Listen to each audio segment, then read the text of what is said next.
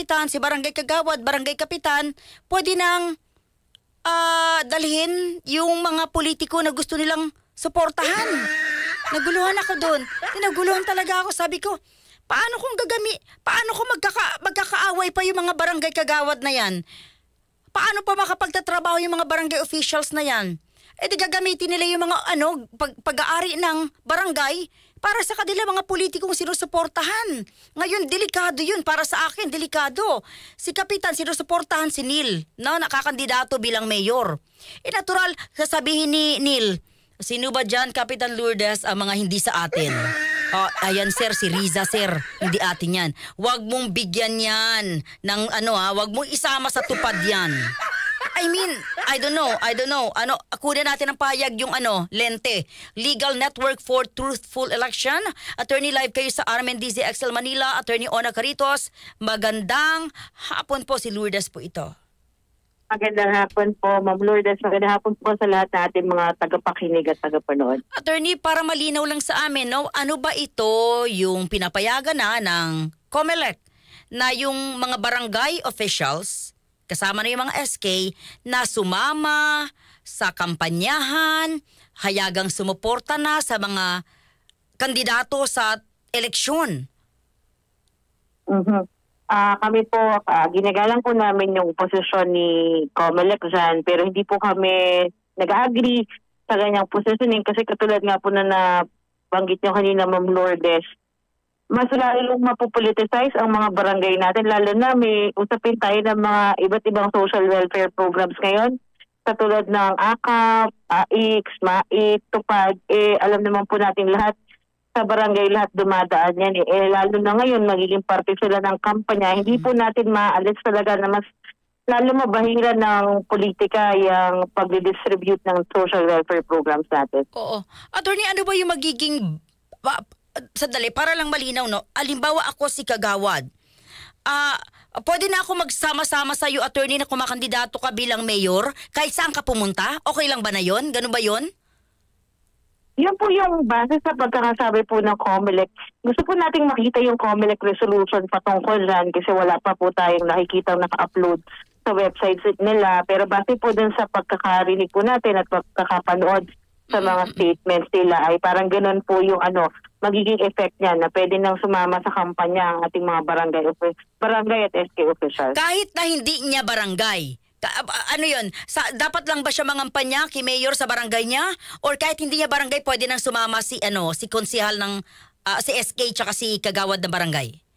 Kailangan po natin i-clarify yan. Yan po yung kailangan tanungin kay COMELEC kasi kung titignan po natin, malamang sasama po yan sa kampanya ng tumatakbo pagka-mayor o yung mayor po na nagtumatakbo for the election. Hindi lang naman po sa barangay nila mag-iikot yung mga yan sa buong munisipyo o sa buong syudad. So kailangan pong i-clarify yan kay COMELEC. Pero sa akin po yung pagtingin ko dyan, baka sabihin ni COMELEC, syempre, kung nasa ng kampanya na gusto na sinusuportahan nila, kasama sila doon.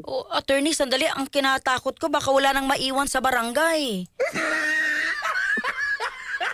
Diba? Attorney, baka pag pumunta ako doon, kukuha ko ng barangay certificate, ay, Lourdes, balik ka bukas, nangampanya si Kapitan.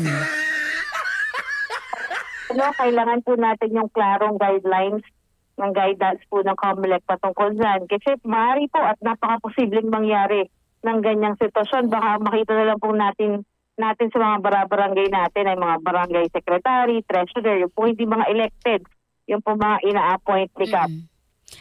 Okay. Hindi ba sila dapat mag-leave? Walang ganun pa, attorney, no? Hindi nyo pa rin alam kung dapat ba sila mag-leave o hindi?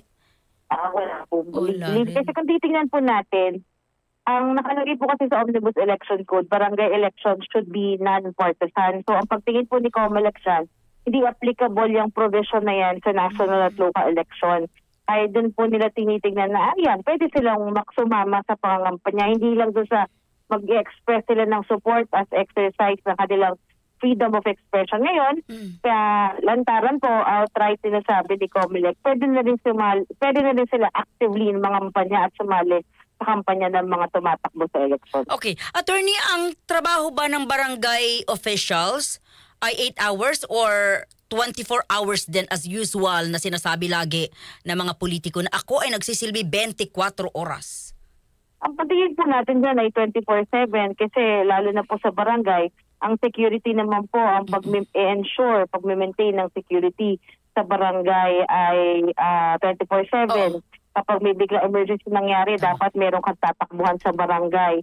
So 24/7 po ang function ng ating mga barangay officials. Oh, yun nga. So kung sasama sila sa sa kampanyahan, tapos ang i-reason out nila, labas naman ito sa oras ng trabaho ko, tama yun, attorney, naniniwala ako, pareho tayo, 24 oras ang trabaho mo eh.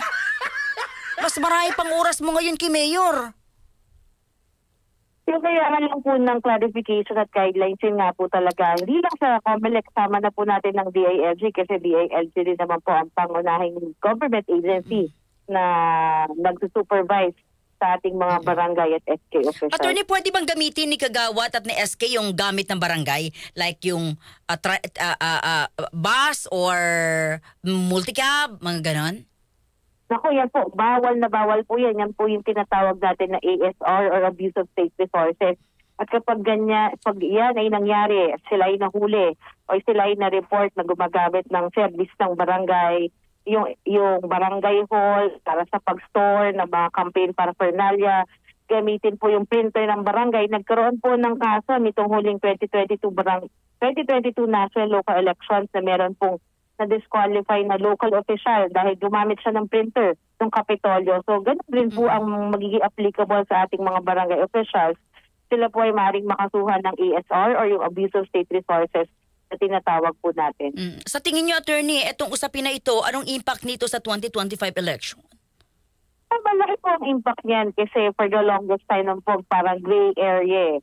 Ano ba ang role ng mga barangay at SK officials? So for the longest time, nakikita natin, sila parang hindi proactive, yung parang nag-job lang. Ngayon po, dahil may pronouncement si COMELEC na pwede na kayong mangampanya, pwede na kayong sumali, mas makikita po natin na politicize ang barangay at SK officials natin. Lalo na may barangay at SK elections tayong parating ng December. Hindi pa na po yan napopostpone.